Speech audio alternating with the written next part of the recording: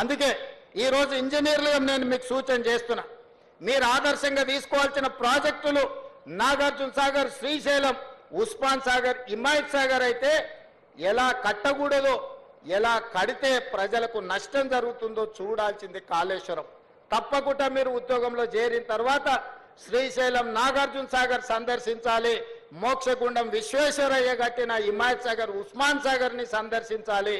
అదేవిధంగా ఈరోజు మీరు కాళేశ్వరాన్ని కూడా సందర్శించి ఎందుకు ఇంత లోప భూయిష్టమైన ప్రాజెక్టులు నిర్మాణం జరిగినరు, ఎక్కడైనా చిన్న ఇల్లు పూరు గుడిసె కట్టుకున్నా కూడా పునాది తవ్వి కనీసం ఆ భూమి ఎట్లుంది, చదును ఉందా, లూజ్ ఉందా, లేకపోతే హార్డ్ రాక్ ఉందా, సాఫ్ట్ రాక్ ఉందా, ఎట్లుందో మనం ఒక అంచనాకు వస్తాం. కానీ వేల కోట్ల రూపాయలు పెట్టి నిర్మిస్తున్న మేడిగడ్డ, అన్నారం, సుందిళ్ళ ప్రాజెక్టులు కట్టిన దగ్గర కనీసం సాయిల్ టెస్ట్ కూడా చేయలేదు. పెద్దసారి హెలికాప్టర్లో పోకుంటూ కిందికి చూసి ఇంజనీర్ గారికి చూపించారు, ఇక్కడొక బ్రిడ్జ్ కట్టి, ఇక్కడొకటి కట్టి, ఇక్కడొకటి కట్టాలి. వారు పేపర్ మీద రాసుకున్నారు, కిందికి వచ్చారు, కాంట్రాక్టర్కి ఇచ్చారు, ఆయన కట్టిండ్రు. ఇంత అధ్వానంగా గాల్లో నుంచి ప్రాజెక్టులను చూపించి 80,000 పుస్తకాలు చదివినా నేనే ఇంజనీర్ను, నేనే డాక్టర్ను, నేనే లాయర్ను, నేనే అని ఈరోజు నేనే దొంగనని ఆయనే చెప్పుకునే పరిస్థితులు ఈరోజు రాష్ట్రంలో దాపురించినాయి. అందుకే ఇంజనీర్ల పనే చేయండి. పొలిటికల్ ఎగ్జిక్యూటివ్స్గా మీరు ఇచ్చే సాంకేతిక పరమైన సమాచారాన్ని ప్రాతిపదికన ప్రాజెక్టులు కట్టాలా లేదా పాలసీ డెసిషన్ మాత్రమే పొలిటికల్ ఎగ్జిక్యూటివ్స్ చేయాలి. ఇంజనీర్లు చేయాల్సిన పని ప్రజాప్రతినిధులు, మంత్రులు, ముఖ్యమంత్రులు చెయ్యకూడదు. అట్లా చేస్తే ఏమవుతుందో కాళేశ్వరం ఒక ఉదాహరణ. ఇంజనీర్ల గౌరవం ఇంజనీర్లకు ఉండాలి. మీరు కష్టపడి చదువుకున్న అసిస్టెంట్ ఎగ్జిక్యూటివ్ ఇంజనీర్గా మీ ఉద్యోగ బాధ్యతలు మొదలు పెడితే చీఫ్ ఇంజనీర్ కావాలి, లేకపోతే ఇంజనీరింగ్ చీఫ్ కావాలంటే 30 ఏళ్ళు శాఖలో కష్టపడి మెట్టు ఎక్కుకుంటూ వస్తే ఇంజనీరింగ్ చీఫ్ అనే ఉద్యోగం వస్తుంది. కాలం కలిసి వస్తే ఎమ్మెల్యే కావచ్చు, మంత్రి కావచ్చు, ముఖ్యమంత్రి కావచ్చు, 3 ఏళ్ళలోనే 2 ఏళ్ళలోనే. ఇంజనీరింగ్ చీఫ్ 30 ఏళ్ళు అయితే కానీ కాలేరు. 30 ఏళ్ళోడి అనుభవం, గాలి కొట్టుకొచ్చిన అవకాశంతో గాలి మోటార్లు తిరుక్కుంటూ ఇక్కడ బ్రిడ్జులు కట్టండి, ఇక్కడ బారేజులు కట్టండి, ఇక్కడ రిజర్వాయర్లు కట్టండి అని చెప్తే ఎట్లా జరుగుద్దో, ఏం జరుగుద్దో కళ్ళ ముందల కాళేశ్వరం ఉంది.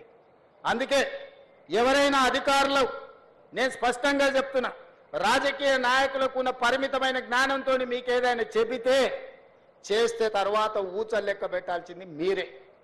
ఎందుకంటే ఈరోజు వచ్చిన విచారణలు, నిన్నమన్న విజిలెన్స్ అండ్ ఎన్ఫోర్స్మెంట్ కానీ, నేషనల్ డ్యామ్ సేఫ్టీ అథారిటీ ఇచ్చిన నివేదికలు కానీ ఇవన్నీ చూస్తే మొత్తం అధికారుల పేర్ల మీద రాసి పెట్టారు.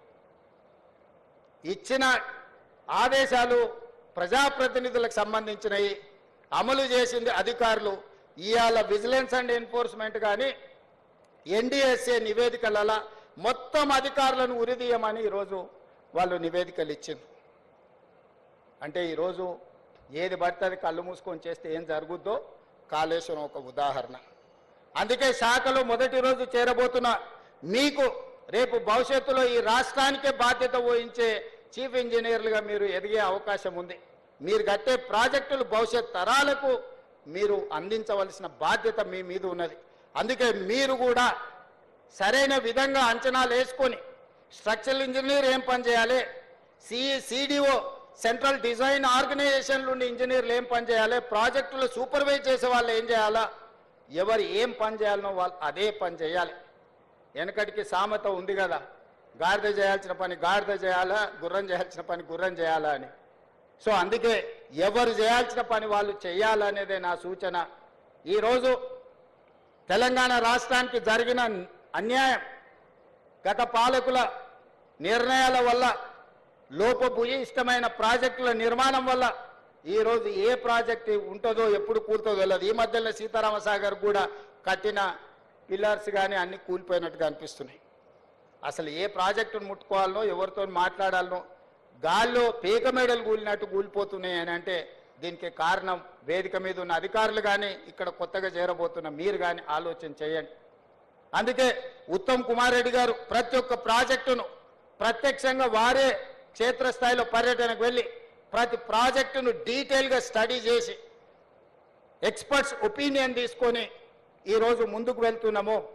ఇవాళ అందుకే ఈ ప్రభుత్వం బాధ్యతతోని 75% పైబడిన ప్రాజెక్టులను తక్షణమే పూర్తి చేయాలని ఒక లక్ష్యం పెట్టుకొని ఈ ప్రాంతంలో ఉన్న ప్రాజెక్టులను for example SLBC Srisailam left bank tunnel ఈ దేశంలోనే ఒక అద్భుతం 44 కిలోమీటర్ల టన్నెల్ బోర్ మిషన్ తోని ప్రపంచంలోనే లాంగెస్ట్ టన్నెల్ సాగునీటి ప్రాజెక్టులలో అట్లాంటి అద్భుతమైన టన్నెల్ని కంబైన్డ్ స్టేట్లోనే దాదాపుగా 25-30 కిలోమీటర్లు కంప్లీట్ చేశారు.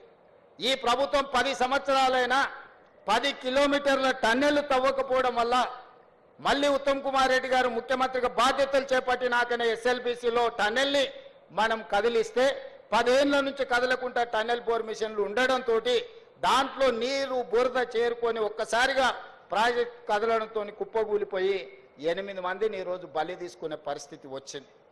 తెలంగాణ రాష్ట్రం వచ్చినాక కూడా నల్గొండకు 3,60,000 ఎకరాలకు నీళ్ళిచ్చే గ్రావిటీతో నీళ్ళిచ్చే ఎస్ఎల్బిసి ఎందుకు ఆగిపోయిందో ఎవరు నిర్లక్ష్యంతో హార్డ్లీ 2,000 కోట్లు ఖర్చు పెడితే 3,60,000 ఎకరాలకు నీళ్లు వచ్చేది. కానీ ఇలా కాళేశ్వరం మీద 1,00,000 కోట్లు ఖర్చు పెట్టిన మనకు వచ్చిన ఆయకట్టు 50,000 ఎకరాలు కూడా రాలేదు. అధికారిక లెక్కలు చెప్తున్నా నేను. అంటే ప్రభుత్వాల యొక్క ప్రాధాన్యత వల్ల తెలంగాణకు జరిగిన నష్టాన్ని ఈరోజు మనం కల్లారా చూస్తున్నాము. అందుకే శాఖలు చేరబోతున్న యువ ఇంజనీర్లకు ఇక్కడ చేరబోతున్న ప్రభుత్వ ఉద్యోగంలో చేరుతున్నామని కాదు, ఇది ఒక భావోద్వేగం అని గుర్తుపెట్టుకోండి. ప్రజల యొక్క సెంటిమెంట్, తెలంగాణ ప్రజలకున్న బిగ్గెస్ట్ సెంటిమెంట్ నీళ్లు. ఈ నీళ్లు అనే పదాన్ని మనం చాలా జాగ్రత్తగా వాడాలి.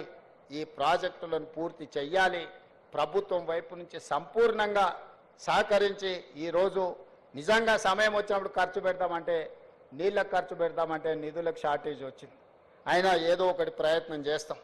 తప్పకుండా సాగునీటి ప్రాజెక్టులు ఏవైతే ఉన్నాయో ఎస్ఎల్బిసి కానీ, కల్వకుర్తి కానీ, పాలమూరు రంగారెడ్డి ఎత్తిపోతలు కానీ, భీమా నెట్టంపాటుతో పాటు సీతారామ సాగర్ లాంటి ప్రాజెక్టులు కానీ, సమ్మక్క సారలక్క లాంటి ప్రాజెక్టులు, దేవాదుల ప్రాజెక్టులను మొదటి ప్రాధాన్యత కింద పెట్టుకొని పూర్తి చేస్తాము. దీనికి అందరూ సహకరించాల్సిందిగా ఈరోజు ఉద్యోగంలో చేరబోతున్న వాళ్ళందరినీ మళ్ళొక్కసారి మనస్ఫూర్తిగా అభినందిస్తున్నా. గతంలో 10 సంవత్సరాలు ఉమ్మడి రాష్ట్రంలో ఒక 10-15 సంవత్సరాలు, ప్రత్యేక తెలంగాణలో ఒక 10 సంవత్సరాలు నోటిఫికేషన్ల కోసం కొట్లాడాం.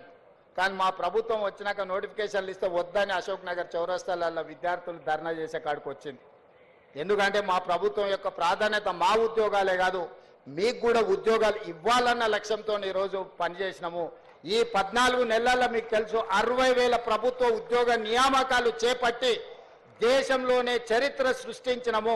ప్రైవేట్లో 1,00,000 ఉద్యోగాలు ఇచ్చినాము. 3 లక్షల కోట్ల రూపాయల ప్రైవేట్ కార్పొరేట్ పెట్టుబడులు తీసుకొచ్చినాము. యువత యొక్క విద్య, యువత యొక్క ఉద్యోగాలు మా ప్రభుత్వం యొక్క మొదటి ప్రాధాన్యత. అందుకే ఈరోజు ప్రభుత్వం ఉన్న ఖాళీలన్నిటిని కూడా భర్తీ చేసే బాధ్యత తీసుకున్నాం.